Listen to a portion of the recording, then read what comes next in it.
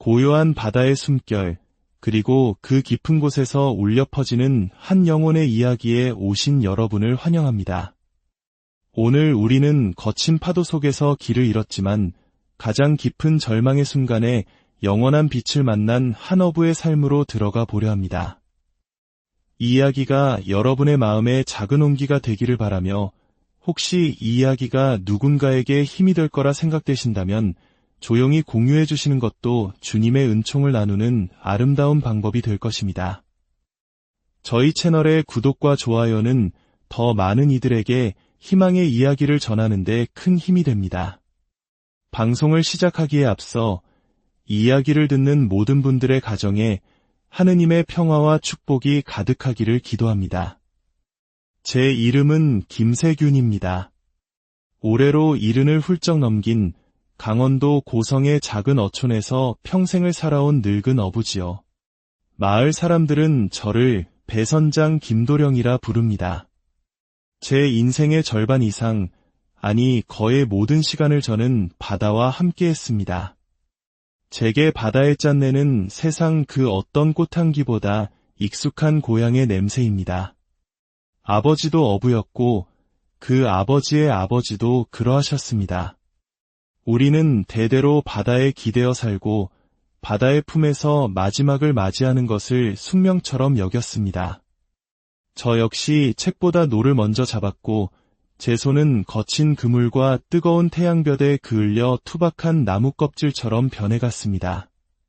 하지만 저는 이 손으로 자식들을 키워냈고 아내를 위해 밥상을 차렸으며 인생의 모든 풍파를 견뎌냈습니다. 저의 어머니, 나혜자 여사님은 깊은 믿음을 가진 분이셨습니다. 매일 손에서 닳아 반질반질해진 묵주를 놓지 않으셨고 우리 집거실 한 구석에는 언제나 푸른 망토를 두르신 성모 마리아상이 고요히 서 계셨습니다. 어머니는 늘 말씀하셨죠. 성모님께서는 거친 바다에 나간 모든 어부들을 자식처럼 지켜보고 계신단다. 저는 어머니의 그 말씀을 존중했지만 솔직히 마음 깊이 믿지는 않았습니다. 거친 바다에서 살아남는 것은 강인한 두 팔과 오랜 경험, 그리고 튼튼한 배에 달린 것이라 굳게 믿었으니까요. 눈에 보이지 않는 기도보다는 내 손으로 잡는 노의 힘을 더 신뢰했습니다. 하지만 이제는 압니다. 때로는 우리 눈에 보이지 않는 것이 우리를 붙잡아주는 가장 강한 힘이 된다는 것을요. 그 믿을 수 없는 일이 일어났을 때 제 나이는 45이었습니다. 한창 혈기왕성하고 건강했으며 바다에 대해서는 모르는 것이 없다고 자부하던 시절이었죠. 혼자 작은 카누를 타고 바다에 나가는 것은 저에겐 아침 산책과도 같은 일이었습니다. 그날의 아침은 지금도 어제 일처럼 눈앞에 생생합니다. 하늘은 구름 한 점 없이 맑았고 바람은 기분 좋게 뺨을 스쳤으며 바다는 마치 호수처럼 고요했습니다. 비가 올 기미는 전혀 보이지 않았습니다. 점심 전까지 잠깐 나가서 손맛이나 보고 와야겠다. 그런 가벼운 마음으로 집을 나섰습니다. 아내의 이마에 짧게 입을 맞추고 늘 그랬듯 구명조끼도 챙기지 않은 채 노를 잡고 카누에 올랐습니다.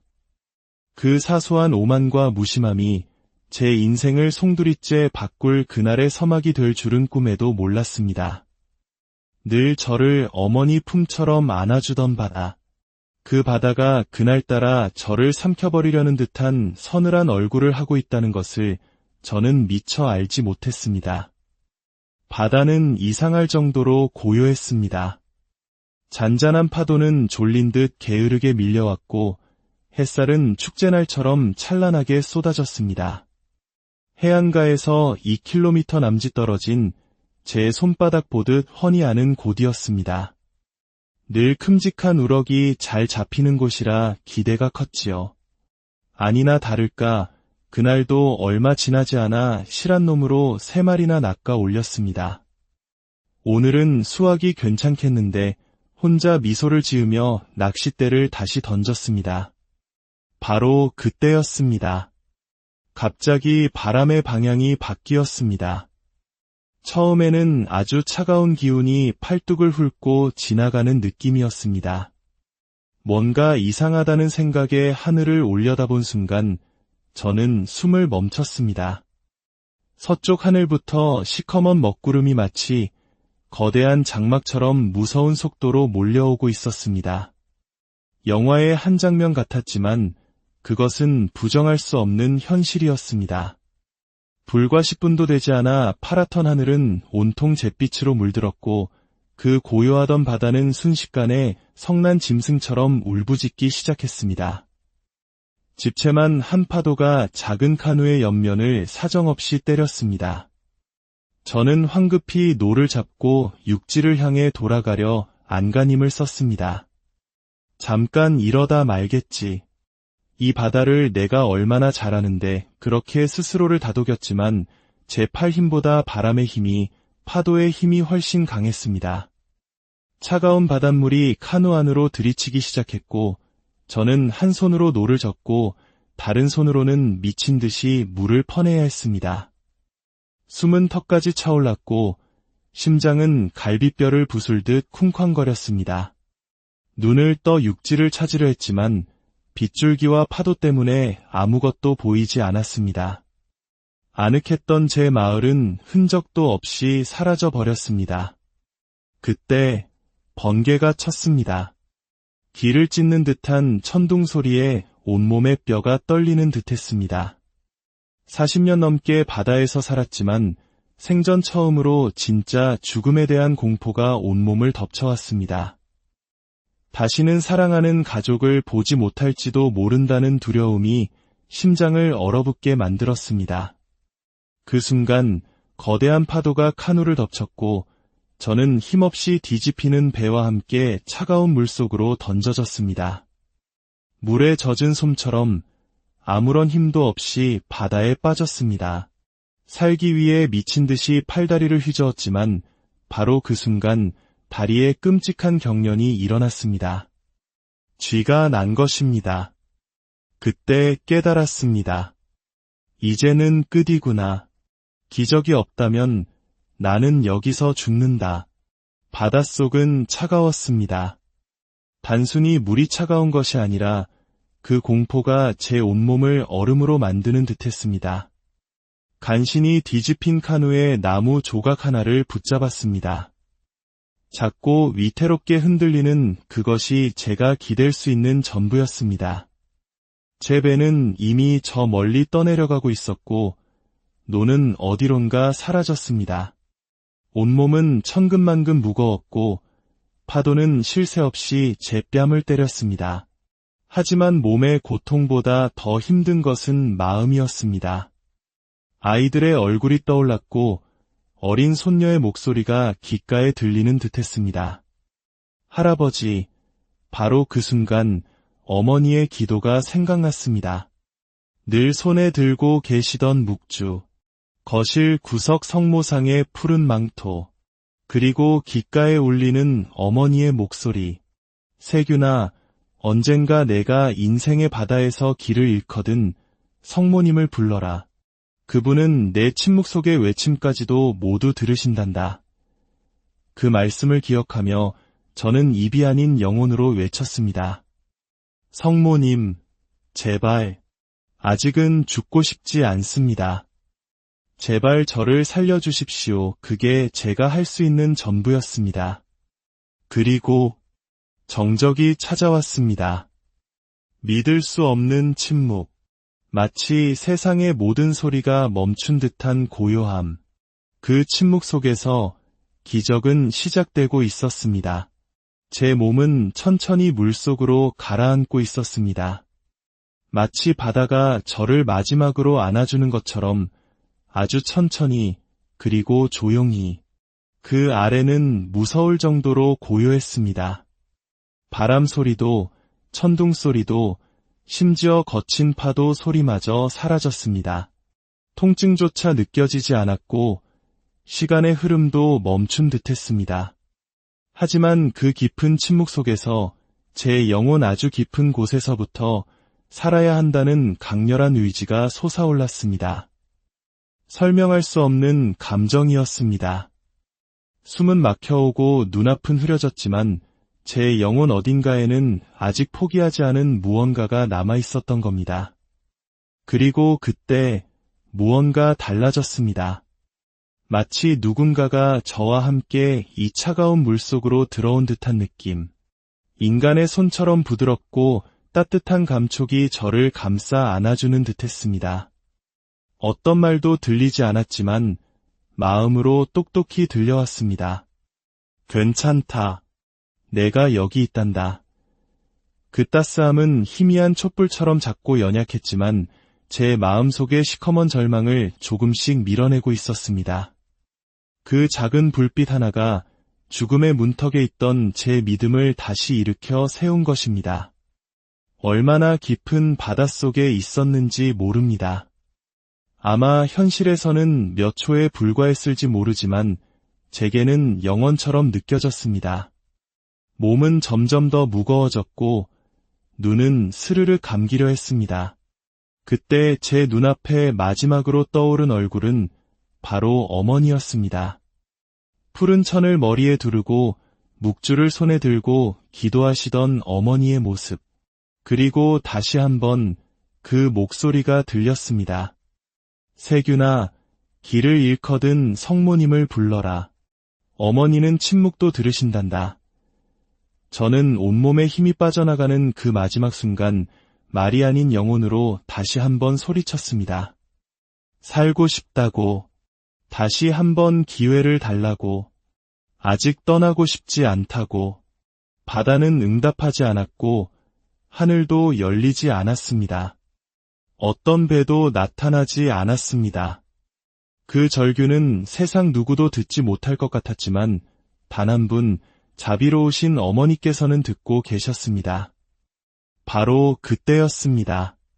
차디찬 물속에서 설명할 수 없는 따뜻한 기운이 제 온몸을 감쌌습니다. 마치 부드러운 담요처럼 제 영혼의 중심에서부터 온기가 퍼져나갔습니다. 눈을 감고 있었지만 눈부시지 않은 환한 빛이 다가오는 것이 느껴졌습니다.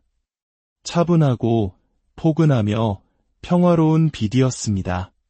그리고 그 빛 안에 한 여인이 서 있었습니다. 하얀 옷과 푸른 망토, 길게 늘어뜨린 머리카락, 그리고 세상의 모든 슬픔을 이해하는 듯한 고요한 얼굴. 그분은 아무 말씀도 하지 않으셨지만 그 깊고 자애로운 눈빛이 제게 모든 것을 말해주었습니다. 오늘 너는 가라앉지 않을 것이다. 그 순간 제 몸은 천천히 수면 위로 떠오르기 시작했습니다. 아무런 힘도 들이지 않았는데 마치 누군가가 아주 조심스럽게 저를 들어 올리는 것처럼. 그리고 마침내 제 얼굴이 수면 위로 나오자 저는 푸아 하고 거친 숨을 몰아쉬었습니다. 짠물을 토해내며 격렬한 기침을 했지만 분명한 것은 제가 살아있다는 것이었습니다. 정신을 차리고 주위를 둘러보았습니다. 아무것도 없었습니다. 배도 사람도 어떤 소리도 들리지 않았습니다. 언제 그랬냐는 듯 바다는 다시 잔잔해져 있었습니다. 마치 아무 일도 없었던 것처럼요. 그리고 그때 제 곁에 무언가가 떠 있는 것을 발견했습니다. 작고 반짝이는 메달 하나. 성모 마리아의 모습이 새겨진 작은 메달이었습니다. 그날 저는 목걸이는커녕 아무런 장신구도 하지 않았습니다. 하지만 그 메달은 분명히 거기에 있었습니다. 누군가 일부러 놓아둔 것처럼 물 위에 떠 있었는데 이상하게도 전혀 젖어 있지 않았습니다. 마치 물에 한 번도 닿지 않은 것처럼 완벽하게 건조한 모습이었습니다. 그 메달을 붙잡는 순간 저는 제 생명을 다시 붙잡은 듯한 느낌이 들었습니다. 저도 모르게 눈물이 흘러내렸습니다. 그것은 공포의 눈물이 아니라 뜨거운 감사의 눈물이었습니다. 손 안에 있는 작은 메달은 생전에 어머니께서 늙거실에 작은 성당 모형 안에 고이 모셔두었던 그 메달과 똑같았습니다. 금빛 테두리와 두 손을 벌리고 세상을 품고 계신 성모님의 모습까지도. 그 순간 저는 알았습니다. 이것은 우연도 착각도 아닌 하늘에서 내려온 분명한 응답이라는 것을요. 몸은 여전히 지쳐 있었고 머리는 어지러웠습니다. 어디로 가야 할지도 몰랐습니다. 하지만 저는 더 이상 두렵지 않았습니다. 그 메달을 가슴에 꼭 품고 하늘을 바라보며 말없이 기도했습니다. 마음으로 전하는 기도. 어머니, 감사합니다. 그때 또 한 번의 기적이 찾아왔습니다. 꿈도 환각도 아니었습니다. 제 온몸을 다시 한번 감싸는 따뜻한 빛 속에서 저는 다시 한번 그분을 보았습니다. 푸른 망토와 흰 옷을 입으신 그 여인. 이번에는 더 선명했습니다. 그분은 물 위에 서 계셨습니다. 물에 잠기지도 흔들리지도 않고 그저 고요히 저를 바라보고 계셨습니다. 그분이 저를 향해 희미하게 미소 지으셨을 때 제 가슴이 활짝 열리는 듯한 느낌이 들었습니다. 그 미소 하나에 제 평생을 짓누르던 모든 두려움과 죄책감이 눈 녹듯 사라졌습니다. 그리고 저는 들었습니다. 그분은 입을 열지 않으셨지만 제 영혼에 직접 말씀하셨습니다. 김세균, 돌아가거라. 너의 시간은 아직 끝나지 않았다. 그 순간 저는 눈을 번쩍 떴습니다. 그리고 믿을 수 없는 일이 벌어졌습니다. 저는 해변의 모래 위에 누워 있었습니다. 입안에는 짠 바닷물이, 얼굴에는 모래가 가득했습니다. 온몸은 흠뻑 젖어 있었지만 저는 분명히 살아 있었습니다. 정신은 멍했고 팔다리는 욱신거렸지만 저는 가장 먼저 제 손을 확인했습니다. 그곳에는 여전히 젖지 않은 성모님의 메달이 보석처럼 반짝이며 들려 있었습니다. 저는 천천히 몸을 일으켰습니다. 바다는 고요했고 하늘은 맑았습니다. 모든 것이 평화로웠습니다. 하지만 제 마음속은 거대한 파도처럼 요동치고 있었습니다. 그건 두려움이 아닌 벅찬 감사함이었습니다. 저는 모래 위에 무릎을 꿇었습니다. 그리고 아이처럼 소리 없이 울었습니다. 감사합니다. 어머니, 정말 감사합니다. 그날 저는 깨달았습니다.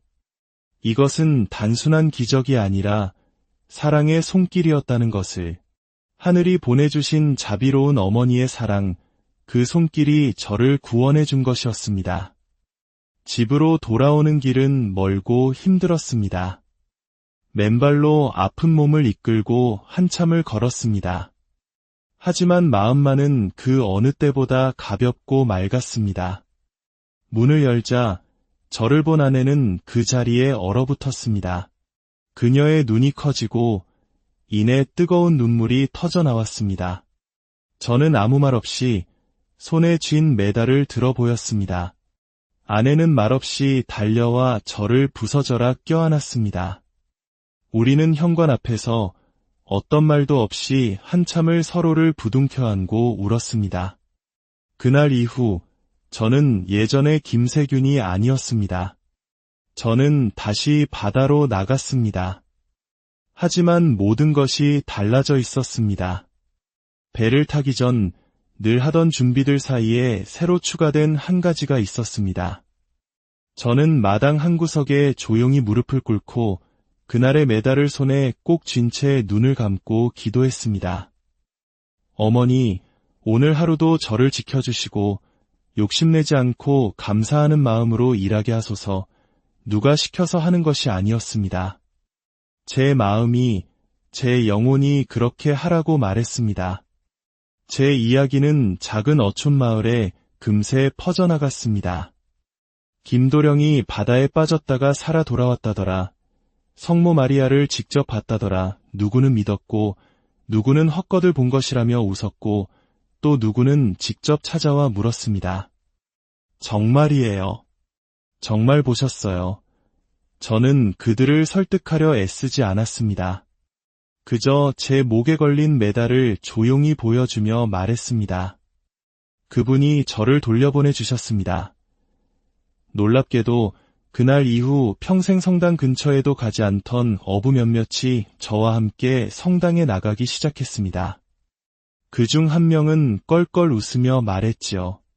저 고집불통 김도령도 무릎 꿇게 만드셨다는데 내가 뭐라고 버티겠어? 웃으며 한 말이었지만 저는 알 수 있었습니다. 믿음이란 그렇게 강요가 아닌 감화로 소리 없이 스며드는 것이라는 거려. 시간이 흐르면서 저는 더 이상 혼자 낚시를 나가지 않게 되었습니다. 어린 손자 녀석을 데리고 다니기 시작했지요. 아이에게 매듭 묶는 법, 바람 읽는 법을 가르쳐 주었습니다. 하지만 그보다 먼저 가르쳐 준 것은 기도였습니다. 그물을 던지기 전에 먼저 감사해야 한단다. 손자가 물었습니다. 할아버지, 고기가 잡힐지 안 잡힐지도 모르는데 뭘 감사해요? 저는 웃으며 대답했습니다. 괜찮아. 고기보다 믿음이 먼저란다.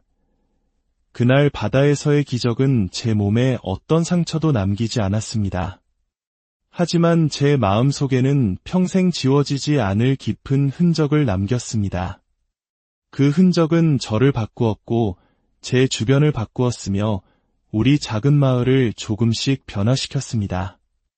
저는 신부님도 수도자도 아닙니다. 그저 바다에서 태어나 바다에서 늙어가는 평범한 어부일 뿐입니다. 하지만 이제는 믿음으로 그물을 던지는 어부입니다. 그리고 그 사실 하나만으로도 제 삶은 더없이 충만하고 감사합니다. 어떤 이들은 아직도 묻습니다. 그날의 일이 혹시 죽음의 문턱에서 본 환각은 아니었을까요? 저는 그럴 때마다 미소 지으며 고개를 끄덕입니다. 그렇게 생각할 수도 있지요. 하지만 저는 증명하려 하지 않습니다. 제가 이렇게 살아 숨쉬며 당신과 이야기하고 있다는 것 자체가 이미 그분이 제게 주신 가장 확실한 응답이니까요. 그날 이후 제 삶은 다른 속도로 흐르기 시작했습니다. 빠르게 판단하기보다 조용히 귀 기울이게 되었고 누군가의 상처를 보면 먼저 다가가 손을 내밀게 되었습니다. 제 하루는 아침에 기도로 시작되고 저녁에 감사로 마무리됩니다. 그 누구에게 보이기 위함이 아니라 제 마음이 그것을 원하기 때문입니다. 오늘도 저는 바다를 바라봅니다. 때로는 잔잔하고 때로는 거친 저 바다. 저 바다는 제게 죽음을 보여주었지만 동시에 영원한 생명과 사랑을 가르쳐 주었습니다. 그리고 저는 압니다. 당신이 지금 어떤 슬픔의 바다, 절망의 바다 한가운데에 있더라도 당신의 침묵 속 외침을 듣고 계시는 분이 있다는 것을요. 그분은 결코 당신을 놓지 않으실 겁니다. 저의 이야기가 여러분의 삶의 작은 등불이 되기를, 그리고 여러분 모두의 항해에 성모님의 따뜻한 미소가 함께하기를 진심으로 기도합니다. 고요한 바다의 숨결, 그리고 그 깊은 곳에서 울려 퍼지는 한 영혼의 이야기에 오신 여러분을 환영합니다.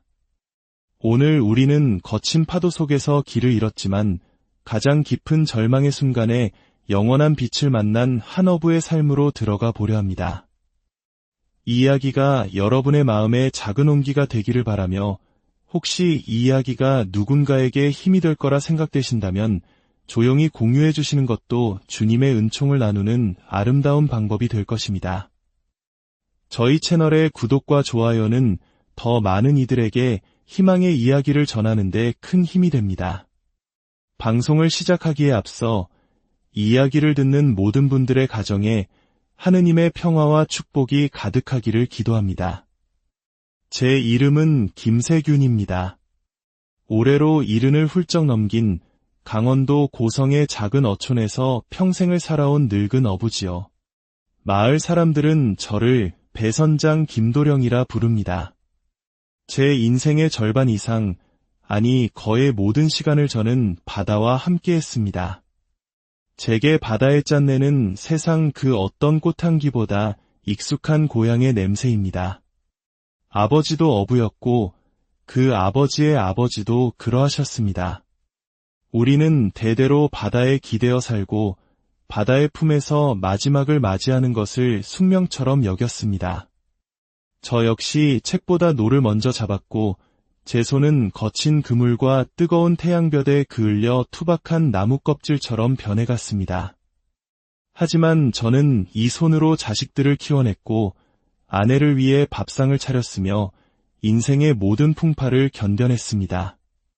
저의 어머니, 나혜자 여사님은 깊은 믿음을 가진 분이셨습니다. 매일 손에서 달아 반질반질해진 묵주를 놓지 않으셨고 우리 집거실 한 구석에는 언제나 푸른 망토를 두르신 성모 마리아상이 고요히 서 계셨습니다. 어머니는 늘 말씀하셨죠. 성모님께서는 거친 바다에 나간 모든 어부들을 자식처럼 지켜보고 계신단다. 저는 어머니의 그 말씀을 존중했지만 솔직히 마음 깊이 믿지는 않았습니다. 거친 바다에서 살아남는 것은 강인한 두 팔과 오랜 경험, 그리고 튼튼한 배에 달린 것이라 굳게 믿었으니까요. 눈에 보이지 않는 기도보다는 내 손으로 잡는 노의 힘을 더 신뢰했습니다. 하지만 이제는 압니다. 때로는 우리 눈에 보이지 않는 것이 우리를 붙잡아주는 가장 강한 힘이 된다는 것을요. 그 믿을 수 없는 일이 일어났을 때 제 나이는 45이었습니다. 한창 혈기왕성하고 건강했으며 바다에 대해서는 모르는 것이 없다고 자부하던 시절이었죠. 혼자 작은 카누를 타고 바다에 나가는 것은 저에겐 아침 산책과도 같은 일이었습니다. 그날의 아침은 지금도 어제 일처럼 눈앞에 생생합니다.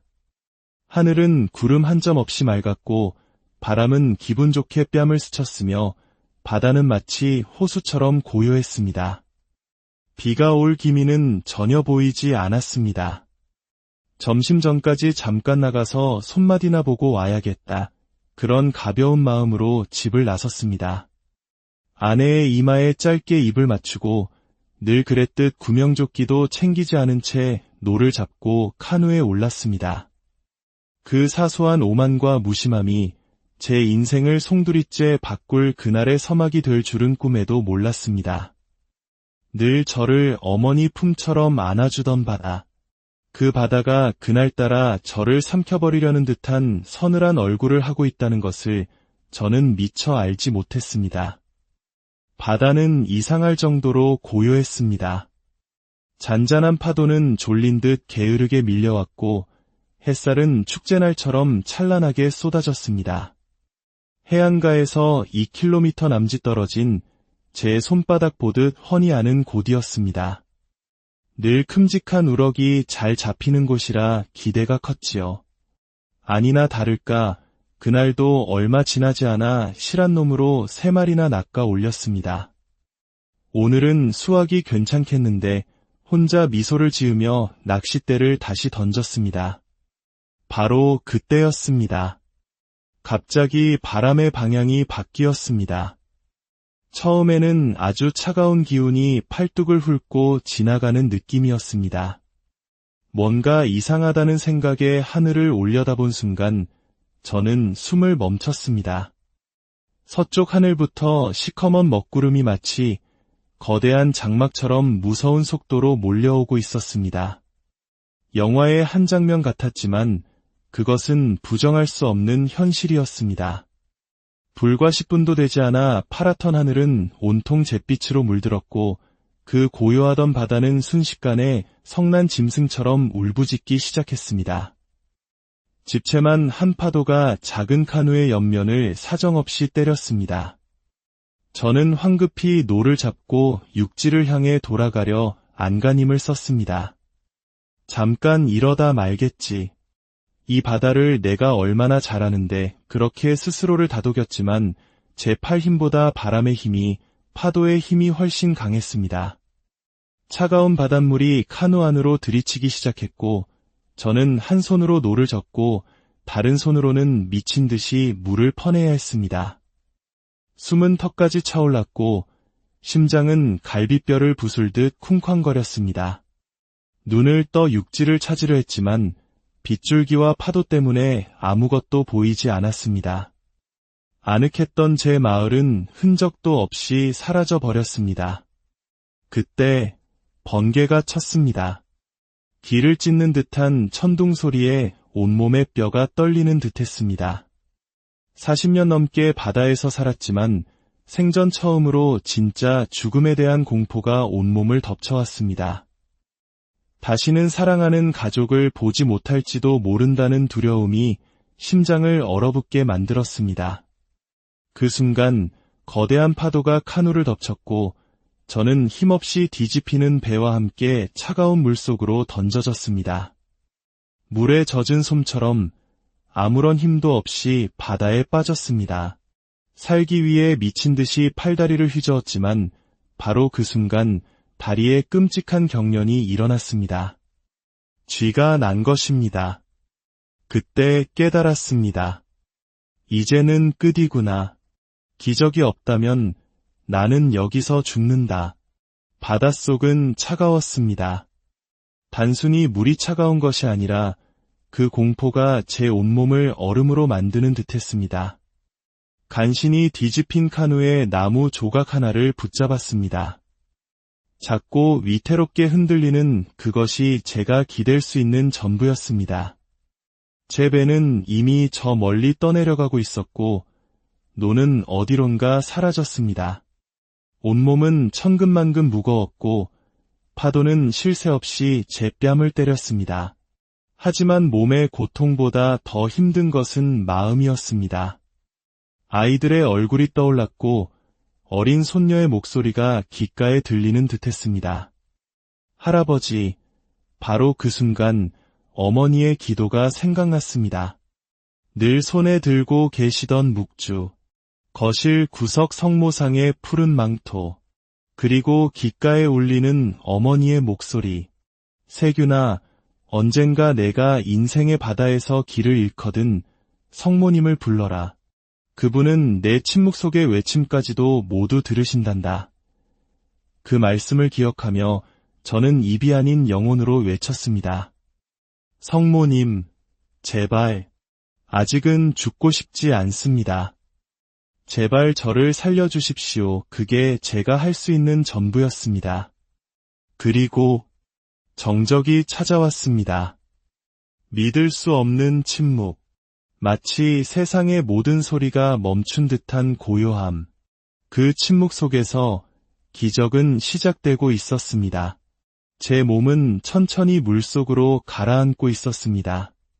마치 바다가 저를 마지막으로 안아주는 것처럼 아주 천천히 그리고 조용히. 그 아래는 무서울 정도로 고요했습니다. 바람 소리도 천둥 소리도 심지어 거친 파도 소리마저 사라졌습니다. 통증조차 느껴지지 않았고 시간의 흐름도 멈춘 듯했습니다. 하지만 그 깊은 침묵 속에서 제 영혼 아주 깊은 곳에서부터 살아야 한다는 강렬한 의지가 솟아올랐습니다. 설명할 수 없는 감정이었습니다. 숨은 막혀오고 눈앞은 흐려졌지만 제 영혼 어딘가에는 아직 포기하지 않은 무언가가 남아있었던 겁니다. 그리고 그때 무언가 달라졌습니다. 마치 누군가가 저와 함께 이 차가운 물속으로 들어온 듯한 느낌. 인간의 손처럼 부드럽고 따뜻한 감촉이 저를 감싸 안아주는 듯했습니다. 어떤 말도 들리지 않았지만 마음으로 똑똑히 들려왔습니다. 괜찮다. 내가 여기 있단다. 그 따스함은 희미한 촛불처럼 작고 연약했지만 제 마음속의 시커먼 절망을 조금씩 밀어내고 있었습니다. 그 작은 불빛 하나가 죽음의 문턱에 있던 제 믿음을 다시 일으켜 세운 것입니다. 얼마나 깊은 바닷속에 있었는지 모릅니다. 아마 현실에서는 몇 초에 불과했을지 모르지만 제게는 영원처럼 느껴졌습니다. 몸은 점점 더 무거워졌고 눈은 스르르 감기려 했습니다. 그때 제 눈앞에 마지막으로 떠오른 얼굴은 바로 어머니였습니다. 푸른 천을 머리에 두르고 묵주를 손에 들고 기도하시던 어머니의 모습. 그리고 다시 한번 그 목소리가 들렸습니다. 세균아, 길을 일거든 성모님을 불러라. 어머니는 침묵도 들으신단다. 저는 온몸에 힘이 빠져나가는 그 마지막 순간 말이 아닌 영혼으로 다시 한번 소리쳤습니다. 살고 싶다고, 다시 한번 기회를 달라고, 아직 떠나고 싶지 않다고. 바다는 응답하지 않았고 하늘도 열리지 않았습니다. 어떤 배도 나타나지 않았습니다. 그 절규는 세상 누구도 듣지 못할 것 같았지만 단 한 분 자비로우신 어머니께서는 듣고 계셨습니다. 바로 그때였습니다. 차디찬 물속에서 설명할 수 없는 따뜻한 기운이 제 온몸을 감쌌습니다. 마치 부드러운 담요처럼 제 영혼의 중심에서부터 온기가 퍼져나갔습니다. 눈을 감고 있었지만 눈부시지 않은 환한 빛이 다가오는 것이 느껴졌습니다. 차분하고 포근하며 평화로운 빛이었습니다. 그리고 그 빛 안에 한 여인이 서 있었습니다. 하얀 옷과 푸른 망토, 길게 늘어뜨린 머리카락, 그리고 세상의 모든 슬픔을 이해하는 듯한 고요한 얼굴.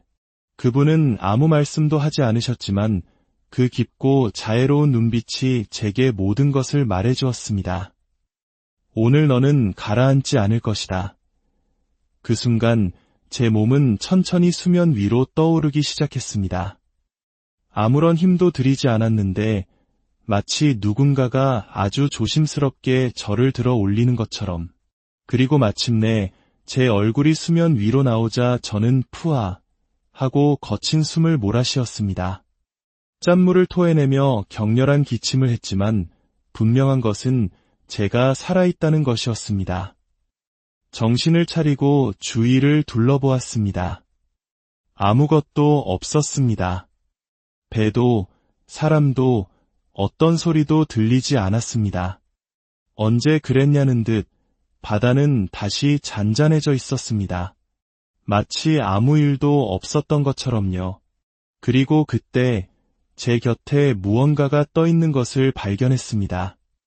작고 반짝이는 메달 하나. 성모 마리아의 모습이 새겨진 작은 메달이었습니다. 그날 저는 목걸이는커녕 아무런 장신구도 하지 않았습니다. 하지만 그 메달은 분명히 거기에 있었습니다. 누군가 일부러 놓아둔 것처럼 물 위에 떠 있었는데 이상하게도 전혀 젖어 있지 않았습니다. 마치 물에 한 번도 닿지 않은 것처럼 완벽하게 건조한 모습이었습니다. 그 메달을 붙잡는 순간 저는 제 생명을 다시 붙잡은 듯한 느낌이 들었습니다. 저도 모르게 눈물이 흘러내렸습니다. 그것은 공포의 눈물이 아니라 뜨거운 감사의 눈물이었습니다. 손안에 있는 작은 메달은 생전에 어머니께서 늙거실에 작은 성당 모형 안에 고이 모셔두었던 그 메달과 똑같았습니다. 금빛 테두리와 두 손을 벌리고 세상을 품고 계신 성모님의 모습까지도. 그 순간 저는 알았습니다. 이것은 우연도 착각도 아닌 하늘에서 내려온 분명한 응답이라는 것을요. 몸은 여전히 지쳐 있었고 머리는 어지러웠습니다. 어디로 가야 할지도 몰랐습니다. 하지만 저는 더 이상 두렵지 않았습니다. 그 메달을 가슴에 꼭 품고 하늘을 바라보며 말없이 기도했습니다. 마음으로 전하는 기도. 어머니, 감사합니다. 그때 또 한 번의 기적이 찾아왔습니다. 꿈도 환각도 아니었습니다. 제 온몸을 다시 한번 감싸는 따뜻한 빛 속에서 저는 다시 한번 그분을 보았습니다. 푸른 망토와 흰 옷을 입으신 그 여인. 이번에는 더 선명했습니다. 그분은 물 위에 서 계셨습니다. 물에 잠기지도 흔들리지도 않고 그저 고요히 저를 바라보고 계셨습니다. 그분이 저를 향해 희미하게 미소 지으셨을 때 제 가슴이 활짝 열리는 듯한 느낌이 들었습니다. 그 미소 하나에 제 평생을 짓누르던 모든 두려움과 죄책감이 눈 녹듯 사라졌습니다. 그리고 저는 들었습니다. 그분은 입을 열지 않으셨지만 제 영혼에 직접 말씀하셨습니다. 김세균, 돌아가거라. 너의 시간은 아직 끝나지 않았다. 그 순간 저는 눈을 번쩍 떴습니다. 그리고 믿을 수 없는 일이 벌어졌습니다. 저는 해변의 모래 위에 누워 있었습니다. 입안에는 짠 바닷물이, 얼굴에는 모래가 가득했습니다. 온몸은 흠뻑 젖어 있었지만 저는 분명히 살아 있었습니다. 정신은 멍했고 팔다리는 욱신거렸지만 저는 가장 먼저 제 손을 확인했습니다. 그곳에는 여전히 젖지 않은 성모님의 메달이 보석처럼 반짝이며 들려 있었습니다. 저는 천천히 몸을 일으켰습니다. 바다는 고요했고 하늘은 맑았습니다. 모든 것이 평화로웠습니다. 하지만 제 마음속은 거대한 파도처럼 요동치고 있었습니다. 그건 두려움이 아닌 벅찬 감사함이었습니다. 저는 모래 위에 무릎을 꿇었습니다. 그리고 아이처럼 소리 없이 울었습니다. 감사합니다. 어머니, 정말 감사합니다. 그날 저는 깨달았습니다. 이것은 단순한 기적이 아니라 사랑의 손길이었다는 것을. 하늘이 보내주신 자비로운 어머니의 사랑, 그 손길이 저를 구원해 준 것이었습니다. 집으로 돌아오는 길은 멀고 힘들었습니다. 맨발로 아픈 몸을 이끌고 한참을 걸었습니다. 하지만 마음만은 그 어느 때보다 가볍고 맑았습니다. 문을 열자 저를 본 아내는 그 자리에 얼어붙었습니다. 그녀의 눈이 커지고 이내 뜨거운 눈물이 터져나왔습니다. 저는 아무 말 없이 손에 쥔 메달을 들어 보였습니다. 아내는 말없이 달려와 저를 부서져라 껴안았습니다. 우리는 현관 앞에서 어떤 말도 없이 한참을 서로를 부둥켜 안고 울었습니다. 그날 이후 저는 예전의 김세균이 아니었습니다. 저는 다시 바다로 나갔습니다. 하지만 모든 것이 달라져 있었습니다. 배를 타기 전 늘 하던 준비들 사이에 새로 추가된 한 가지가 있었습니다. 저는 마당 한 구석에 조용히 무릎을 꿇고 그날의 메달을 손에 꼭 쥔 채 눈을 감고 기도했습니다. 어머니, 오늘 하루도 저를 지켜주시고 욕심내지 않고 감사하는 마음으로 일하게 하소서. 누가 시켜서 하는 것이 아니었습니다. 제 마음이, 제 영혼이 그렇게 하라고 말했습니다. 제 이야기는 작은 어촌 마을에 금세 퍼져나갔습니다. 김도령이 바다에 빠졌다가 살아 돌아왔다더라. 성모 마리아를 직접 봤다더라. 누구는 믿었고 누구는 헛것을 본 것이라며 웃었고 또 누구는 직접 찾아와 물었습니다. 정말이에요. 정말 보셨어요. 저는 그들을 설득하려 애쓰지 않았습니다. 그저 제 목에 걸린 메달을 조용히 보여주며 말했습니다. 그분이 저를 돌려보내 주셨습니다. 놀랍게도 그날 이후 평생 성당 근처에도 가지 않던 어부 몇몇이 저와 함께 성당에 나가기 시작했습니다. 그중 한 명은 껄껄 웃으며 말했지요. 저 고집불통 김도령도 무릎 꿇게 만드셨다는데 내가 뭐라고 버티겠어? 웃으며 한 말이었지만 저는 알 수 있었습니다. 믿음이란 그렇게 강요가 아닌 감화로 소리 없이 스며드는 것이라는 거려. 시간이 흐르면서 저는 더 이상 혼자 낚시를 나가지 않게 되었습니다. 어린 손자 녀석을 데리고 다니기 시작했지요. 아이에게 매듭 묶는 법, 바람 읽는 법을 가르쳐 주었습니다. 하지만 그보다 먼저 가르쳐 준 것은 기도였습니다. 그물을 던지기 전에 먼저 감사해야 한단다. 손자가 물었습니다. 할아버지, 고기가 잡힐지 안 잡힐지도 모르는데 뭘 감사해요. 저는 웃으며 대답했습니다. 괜찮아. 고기보다 믿음이 먼저란다. 그날 바다에서의 기적은 제 몸에 어떤 상처도 남기지 않았습니다. 하지만 제 마음속에는 평생 지워지지 않을 깊은 흔적을 남겼습니다. 그 흔적은 저를 바꾸었고 제 주변을 바꾸었으며 우리 작은 마을을 조금씩 변화시켰습니다. 저는 신부님도 수도자도 아닙니다.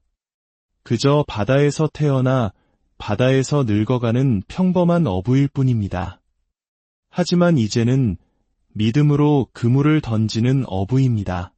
그리고 그 사실 하나만으로도 제 삶은 더없이 충만하고 감사합니다. 어떤 이들은 아직도 묻습니다. 그날의 일이 혹시 죽음의 문턱에서 본 환각은 아니었을까요? 저는 그럴 때마다 미소 지으며 고개를 끄덕입니다. 그렇게 생각할 수도 있지요.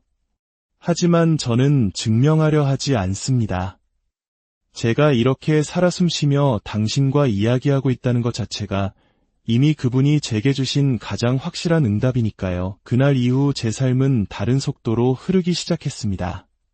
빠르게 판단하기보다 조용히 귀 기울이게 되었고 누군가의 상처를 보면 먼저 다가가 손을 내밀게 되었습니다. 제 하루는 아침에 기도로 시작되고 저녁에 감사로 마무리됩니다. 그 누구에게 보이기 위함이 아니라 제 마음이 그것을 원하기 때문입니다. 오늘도 저는 바다를 바라봅니다. 때로는 잔잔하고 때로는 거친 저 바다. 저 바다는 제게 죽음을 보여주었지만 동시에 영원한 생명과 사랑을 가르쳐 주었습니다. 그리고 저는 압니다. 당신이 지금 어떤 슬픔의 바다, 절망의 바다 한가운데에 있더라도 당신의 침묵 속 외침을 듣고 계시는 분이 있다는 것을요. 그분은 결코 당신을 놓지 않으실 겁니다. 저의 이야기가 여러분의 삶의 작은 등불이 되기를, 그리고 여러분 모두의 항해에 성모님의 따뜻한 미소가 함께하기를 진심으로 기도합니다. 고요한 바다의 숨결, 그리고 그 깊은 곳에서 울려 퍼지는 한 영혼의 이야기에 오신 여러분을 환영합니다. 오늘 우리는 거친 파도 속에서 길을 잃었지만 가장 깊은 절망의 순간에 영원한 빛을 만난 한 어부의 삶으로 들어가 보려 합니다. 이 이야기가 여러분의 마음에 작은 온기가 되기를 바라며 혹시 이 이야기가 누군가에게 힘이 될 거라 생각되신다면 조용히 공유해 주시는 것도 주님의 은총을 나누는 아름다운 방법이 될 것입니다. 저희 채널의 구독과 좋아요는 더 많은 이들에게 희망의 이야기를 전하는 데 큰 힘이 됩니다. 방송을 시작하기에 앞서 이 이야기를 듣는 모든 분들의 가정에 하느님의 평화와 축복이 가득하기를 기도합니다. 제 이름은 김세균입니다. 올해로 70을 훌쩍 넘긴 강원도 고성의 작은 어촌에서 평생을 살아온 늙은 어부지요. 마을 사람들은 저를 배선장 김도령이라 부릅니다. 제 인생의 절반 이상, 아니 거의 모든 시간을 저는 바다와 함께했습니다. 제게 바다의 짠내는 세상 그 어떤 꽃향기보다 익숙한 고향의 냄새입니다. 아버지도 어부였고 그 아버지의 아버지도 그러하셨습니다. 우리는 대대로 바다에 기대어 살고 바다의 품에서 마지막을 맞이하는 것을 숙명처럼 여겼습니다.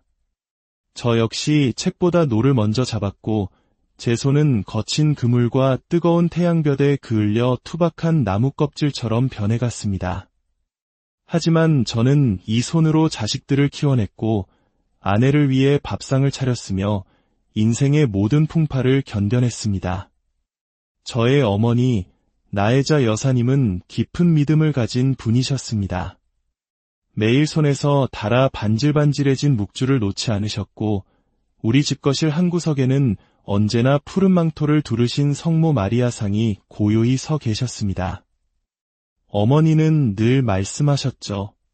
성모님께서는 거친 바다에 나간 모든 어부들을 자식처럼 지켜보고 계신단다. 저는 어머니의 그 말씀을 존중했지만 솔직히 마음 깊이 믿지는 않았습니다. 거친 바다에서 살아남는 것은 강인한 두 팔과 오랜 경험, 그리고 튼튼한 배에 달린 것이라 굳게 믿었으니까요. 눈에 보이지 않는 기도보다는 내 손으로 잡는 노의 힘을 더 신뢰했습니다. 하지만 이제는 압니다. 때로는 우리 눈에 보이지 않는 것이 우리를 붙잡아주는 가장 강한 힘이 된다는 것을요. 그 믿을 수 없는 일이 일어났을 때 제 나이는 45이었습니다. 한창 혈기왕성하고 건강했으며 바다에 대해서는 모르는 것이 없다고 자부하던 시절이었죠. 혼자 작은 카누를 타고 바다에 나가는 것은 저에겐 아침 산책과도 같은 일이었습니다. 그날의 아침은 지금도 어제 일처럼 눈앞에 생생합니다. 하늘은 구름 한 점 없이 맑았고 바람은 기분 좋게 뺨을 스쳤으며 바다는 마치 호수처럼 고요했습니다. 비가 올 기미는 전혀 보이지 않았습니다. 점심 전까지 잠깐 나가서 손맛이나 보고 와야겠다. 그런 가벼운 마음으로 집을 나섰습니다. 아내의 이마에 짧게 입을 맞추고 늘 그랬듯 구명조끼도 챙기지 않은 채 노를 잡고 카누에 올랐습니다. 그 사소한 오만과 무심함이 제 인생을 송두리째 바꿀 그날의 서막이 될 줄은 꿈에도 몰랐습니다. 늘 저를 어머니 품처럼 안아주던 바다. 그 바다가 그날따라 저를 삼켜버리려는 듯한 서늘한 얼굴을 하고 있다는 것을 저는 미처 알지 못했습니다. 바다는 이상할 정도로 고요했습니다. 잔잔한 파도는 졸린 듯 게으르게 밀려왔고 햇살은 축제날처럼 찬란하게 쏟아졌습니다. 해안가에서 2km 남짓 떨어진 제 손바닥 보듯 훤히 아는 곳이었습니다. 늘 큼직한 우럭이 잘 잡히는 곳이라 기대가 컸지요. 아니나 다를까 그날도 얼마 지나지 않아 실한 놈으로 3마리나 낚아 올렸습니다.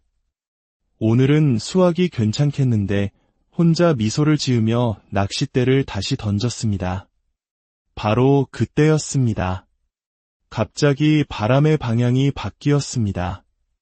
처음에는 아주 차가운 기운이 팔뚝을 훑고 지나가는 느낌이었습니다. 뭔가 이상하다는 생각에 하늘을 올려다본 순간 저는 숨을 멈췄습니다. 서쪽 하늘부터 시커먼 먹구름이 마치 거대한 장막처럼 무서운 속도로 몰려오고 있었습니다. 영화의 한 장면 같았지만 그것은 부정할 수 없는 현실이었습니다. 불과 10분도 되지 않아 파랗던 하늘은 온통 잿빛으로 물들었고 그 고요하던 바다는 순식간에 성난 짐승처럼 울부짖기 시작했습니다. 집채만 한 파도가 작은 카누의 옆면을 사정없이 때렸습니다. 저는 황급히 노를 잡고 육지를 향해 돌아가려 안간힘을 썼습니다. 잠깐 이러다 말겠지. 이 바다를 내가 얼마나 잘 아는데 그렇게 스스로를 다독였지만 제 팔 힘보다 바람의 힘이, 파도의 힘이 훨씬 강했습니다. 차가운 바닷물이 카누 안으로 들이치기 시작했고 저는 한 손으로 노를 젓고 다른 손으로는 미친 듯이 물을 퍼내야 했습니다. 숨은 턱까지 차올랐고 심장은 갈비뼈를 부술듯 쿵쾅거렸습니다. 눈을 떠 육지를 찾으려 했지만 빗줄기와 파도 때문에 아무것도 보이지 않았습니다. 아늑했던 제 마을은 흔적도 없이 사라져 버렸습니다. 그때 번개가 쳤습니다. 귀를 찢는 듯한 천둥 소리에 온몸의 뼈가 떨리는 듯했습니다.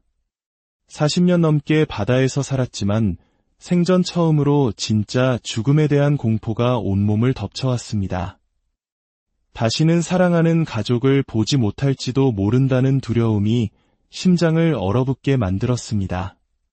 그 순간 거대한 파도가 카누를 덮쳤고 저는 힘없이 뒤집히는 배와 함께 차가운 물속으로 던져졌습니다. 물에 젖은 솜처럼 아무런 힘도 없이 바다에 빠졌습니다. 살기 위해 미친 듯이 팔다리를 휘저었지만 바로 그 순간 다리에 끔찍한 경련이 일어났습니다. 쥐가 난 것입니다. 그때 깨달았습니다. 이제는 끝이구나. 기적이 없다면 나는 여기서 죽는다. 바닷속은 차가웠습니다. 단순히 물이 차가운 것이 아니라 그 공포가 제 온몸을 얼음으로 만드는 듯했습니다. 간신히 뒤집힌 카누에 나무 조각 하나를 붙잡았습니다.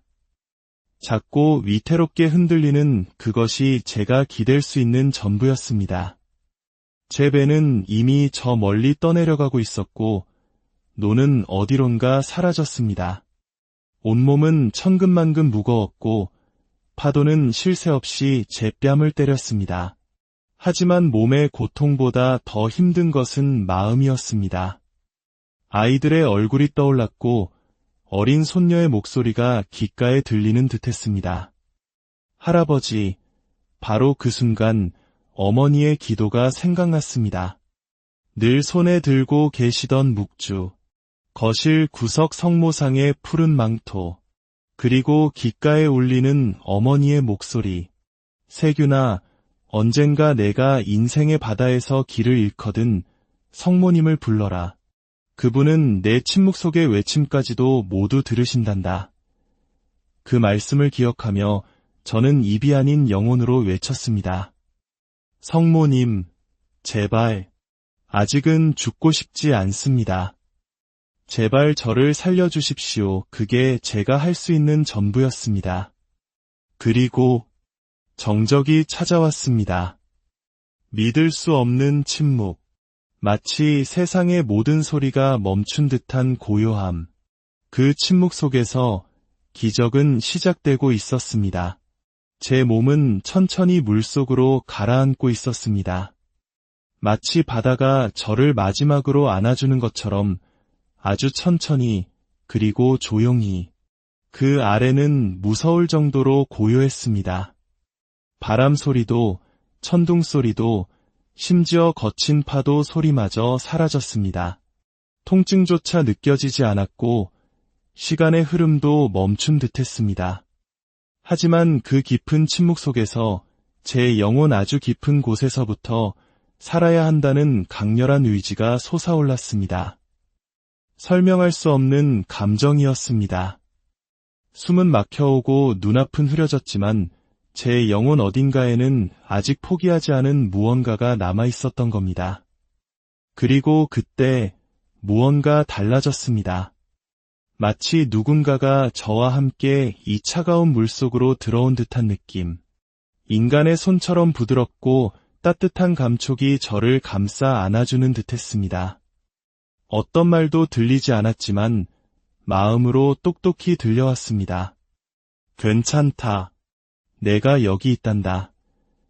그 따스함은 희미한 촛불처럼 작고 연약했지만 제 마음속의 시커먼 절망을 조금씩 밀어내고 있었습니다. 그 작은 불빛 하나가 죽음의 문턱에 있던 제 믿음을 다시 일으켜 세운 것입니다. 얼마나 깊은 바닷속에 있었는지 모릅니다. 아마 현실에서는 몇 초에 불과했을지 모르지만 제게는 영원처럼 느껴졌습니다. 몸은 점점 더 무거워졌고 눈은 스르르 감기려 했습니다. 그때 제 눈앞에 마지막으로 떠오른 얼굴은 바로 어머니였습니다. 푸른 천을 머리에 두르고 묵주를 손에 들고 기도하시던 어머니의 모습. 그리고 다시 한번 그 목소리가 들렸습니다. 세균아, 길을 잃거든 성모님을 불러라. 어머니는 침묵도 들으신단다. 저는 온몸에 힘이 빠져나가는 그 마지막 순간 말이 아닌 영혼으로 다시 한번 소리쳤습니다. 살고 싶다고, 다시 한번 기회를 달라고, 아직 떠나고 싶지 않다고. 바다는 응답하지 않았고 하늘도 열리지 않았습니다.